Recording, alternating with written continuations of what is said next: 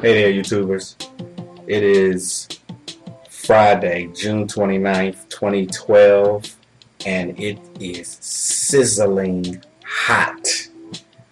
It is currently 99 degrees at 6 o'clock p.m.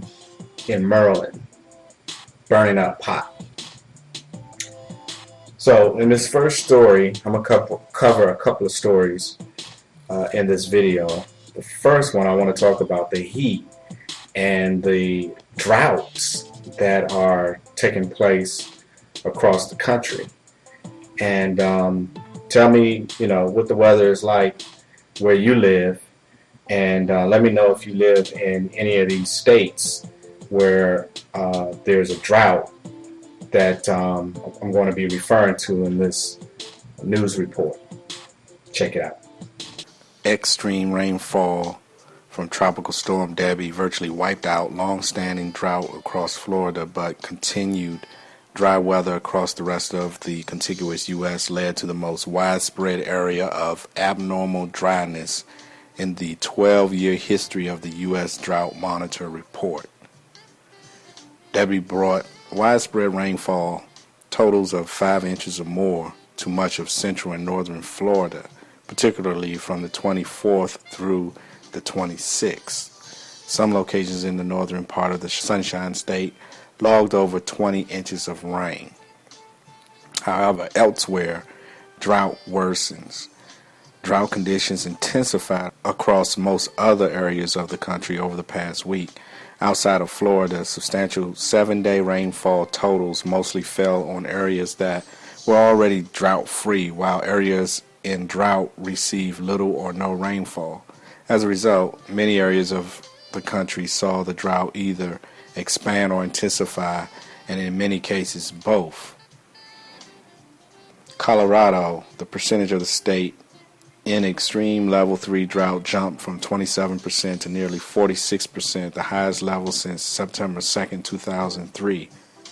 For the first time since May 13, 2003, the entire state was classified in some level of drought. Hundreds of homes have burned in wildfires across the state this month, most recently in Colorado Springs, which established a new June record of 101 degrees on Tuesday. In Indiana, the percentage areas in severe level 2 and extreme level 3 drought skyrocketed to 69% and 23% respectively, both establishing new state records for the 21st century. Indianapolis has only recorded 0.05 inches of rain so far in June and may establish a new low for monthly precipitation. The existing record is 0.07 inch in March 1910. Arkansas, the percentage of severe level 3 drought jumped to nearly 32%, the highest level in the natural state since February 7th, 2006. Little Rock has received less than 1/10 of an inch of rain in the past 3 weeks and topped out at a sizzling 107 degrees on Thursday, breaking the city's all-time June record of 105 that had just been tied on Monday. Woo! Hot, hot, hot. Hopefully you guys are not living in any of those states that are suffering those severe droughts, and let us pray for those states. Hopefully they'll get some rain soon. Now my next story is about some war games that the Russians played near our borders. Russian strategic nuclear bombers threaten U.S. airspace near Alaska earlier this month. I didn't hear about this anywhere on the news. And F-15 jets responded by intercepting the aircraft taking part in large-scale Arctic war games, according to defense officials. Here's the story. Russian strategic nuclear bombers threatened U.S. airspace near Alaska earlier this month, and F-15 jets responded by intercepting the aircraft taking part in large-scale Arctic war games, according to defense officials. The Russian war games began the same day President Obama and Russian President Vladimir Putin held a frosty summit meeting in Mexico June 18. U.S. officials said the Arctic exercise over the Russian Far East and Pacific appeared to be a further sign of Russia's hardening posture toward the United States. The Obama administration made no protest of the bomber intrusions, according to the officials, in line with its conciliatory reset policy of seeking warmer ties with Moscow. About 30 strategic nuclear bombers and support aircraft took part in the war games that continued through June 25th. A spokesman for the Joint U.S. Northern Command and North American Aerospace Defense Command in Colorado Springs, which monitors air defense intrusions, had no immediate comment. A Pentagon spokesman declined to comment.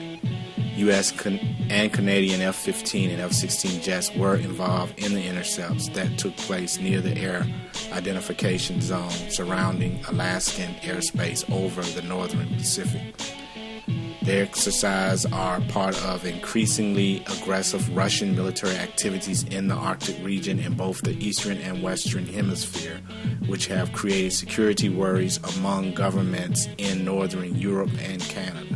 In 2010, Admiral James A. Winnenfeld, then commander of the Colorado-based U.S. North Command, said in an interview that Russia had continued to fly strategic nuclear bombers near U.S. airspace as part of Moscow's effort to maintain what he termed the illusion of power.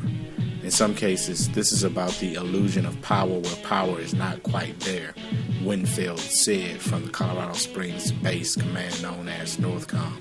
They are trying to show the world that they are a powerful nation and we are not giving them the satisfaction.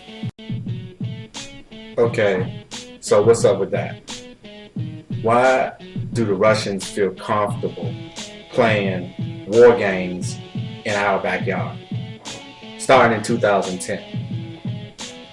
Why didn't they do that in 2007? Maybe they were scared of Bush, crazy Bush, and what he might do. I mean, to me, this is totally disrespectful. And why is it that the Obama administration feel it necessary to warm up to the Russians? I'm really not understanding this at all. Anyway, I wanted to make you guys aware that apparently this took place, and I didn't see it anywhere on mainstream media. So, of course, I'm interested in hearing your thoughts on this story. Thanks for watching. Peace.